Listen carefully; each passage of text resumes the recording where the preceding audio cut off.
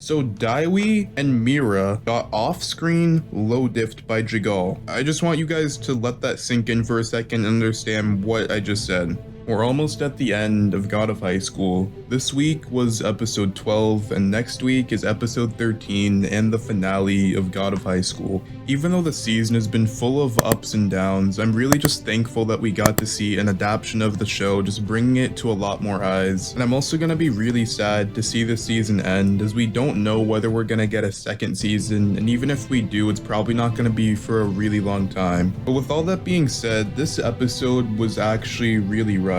I don't want to go into the stuff that was in the webtoon that was left out in the anime, but just from an anime only perspective, this episode was still rushed. Like always, the animation looked pretty, the choreography was cool, but we're starting to see this trend with God of High School where everything visually looks really appealing, but emotionally and the substance of the show just doesn't match the quality of its animation. So let's just get into God of High School episode 12, Fox/God. The pre-opening scene serves a similar function to all of the opening scenes from the previous weeks, and it really just sets up the rest of the episode. So it really just sets the stage for the rest of the episode. It covers Mandiok saying the time for purging the world has come, and then Mujin saying that the God of High School tournament is over. And one important thing that this scene ended with was Hyundang was crying over Jugok's body, and his grandfather Jason said that he would avenge him. After this scene, we get the opening to the anime, then we get some long-awaited character development from Jegal. We get a flashback of Jegal, and it kind of explains some situations and circumstances in his life that led him to end up acting in the way he does now. But even with this explanation, to me at least, it really doesn't feel like he should be acting this way.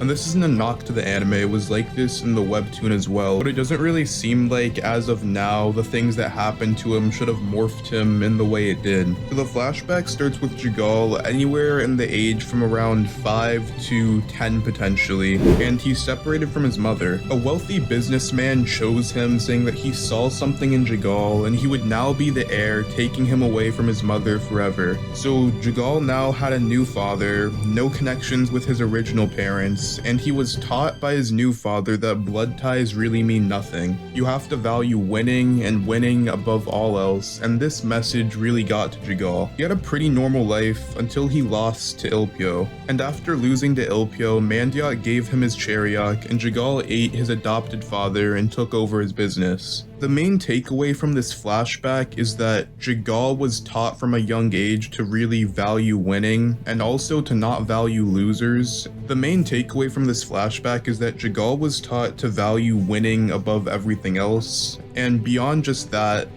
if someone is a winner, they're inherently more valuable as a person than a loser.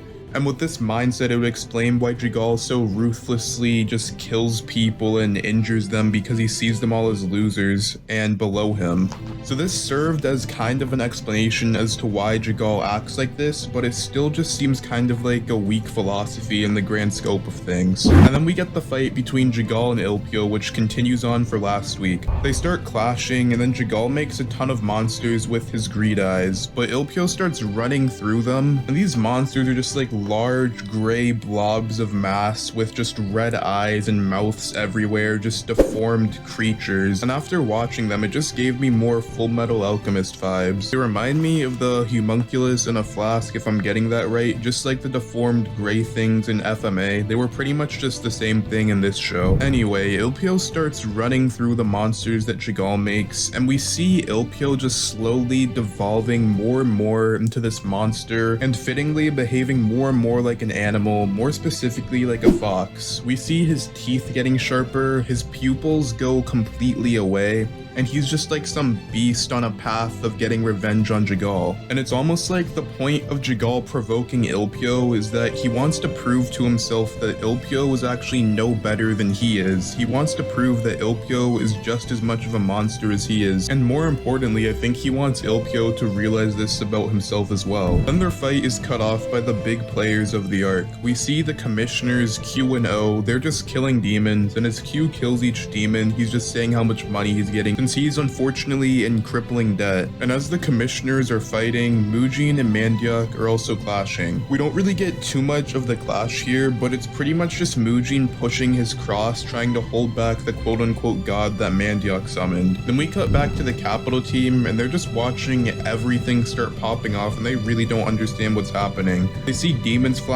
everywhere, and then they see Ilpio and Jegal still fighting. They watch Ilpio, and Ilpio just starts beating the life out of Jegal, and it's parallel with the scene of what Ilpio did to Jegal after he broke Sungyeon's leg. But unfortunately for Ilpio, as he's on top of him just punching Jegal in the face, Jegal uses his chariot, eating Ilpio, knocking him out, and separating the key from him. And then we get this epic scramble for the key. So Jegal catches the key at first, then the key gets knocked out of his hand by a sixth member, and everyone's just scrapping and battling over the key, and finally it ends up in Mandiak's hand. And after this it seems like everything's over because he got the key, but then Mori just runs up to him, kicks him in the face, and gets the key back. And I don't normally care too much about power scaling, but this was just really poor. Mandiak is supposed to be relative to the 6 or above them in power, and Mori right now shouldn't really be anywhere near them, especially in his current form. And Mori's able just to kick Mandiak in the face one time and grab the key, for Mandiak to not retaliate or even attempt to get it back. After Mori kicks Mandiak and grabs the key,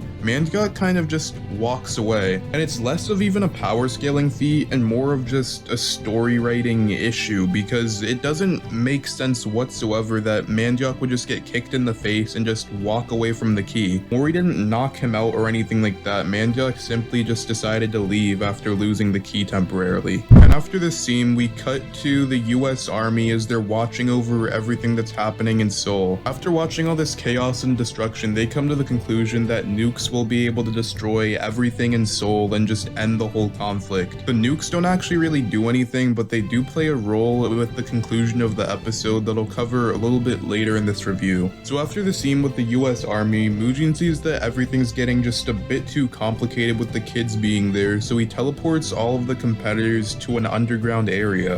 And this underground area is actually this really vast, grassy place with mountains, trees, and even big temples. In this episode, we're not given any details as to what this place is, and we only stay here for around 5 minutes or so in the episode. Once all the competitors are at this new place, they're temporarily split into 2 groups. There's Sungyeon, Mori, and Ilpio, and then another group has Sungha, Mira, Daiwi, and Hyunbok. In Daiwi's group, he reveals his chariot named Heite and uses it to heal Sungha and Hyunbok and float them up somewhere. And as this is happening, in the other group, Mori finds Ilpio and Sungyeon, and he wakes Ilpio up using his acupuncture. After he wakes him up, Ilpio tells Mori that he has to hold on to the key for now and to not let Jegal get it no matter the circumstances. And then comes probably the biggest issue with this episode. Daiwi and Mira fight Jegal. So this is the first time that Daiwi's using his chariot in full effect in a battle, and Mira even uses her chariot and also summons the horse that her chariot rides on. And then as soon as we see them power up, the fight cuts to them laying on the ground with Jegal just sitting on a rock. So Daiwi and Mira got off-screen low-diffed by Jegal. I just want you guys to let that sink in for a second and understand what I just said. There are arguably 3 protagonists of this show, Mori, Daiwi, and Mira, and 2 of them used new transformations for the first time, and both got neg-diffed off-screen by Jegal. That's just inexcusable. You can say whatever you want about the pacing, the stuff cut from the webtoon, but you can't have 2 main characters using 2 new techniques or new forms or new whatever for the first time, then getting neg-diffed off-screen. But after this horrendous thing that I'm not even sure I can call a fight, we go back to the surface where the judges are still fighting off all the demons. Then Haoyang runs up to Mujin and puts up his barrier to assist him. But even with Haoyang's help, their barriers are both easily broken through. It seems like all hope is lost. Then Jason suddenly uses a spell that teleports everyone to a place far away from the fighting. So now it's just him, 1 against 1 with Mandiok. And then he starts using his alchemy and he disintegrates all of the nukes sent at them from the US and forms them into a statue, pushing it against Mandiok's god. And then he summons a meteor out of nowhere, pushing the statue through Mandiok's god and sacrificing himself in the process. In the meantime, Jegal and Mori start fighting. Jegal is pretty much just washing Mori, then suddenly everyone from the bottom gets teleported back to the surface. So now we have Ilpyo, Hyunbuk, Sungha, Miria, Mori,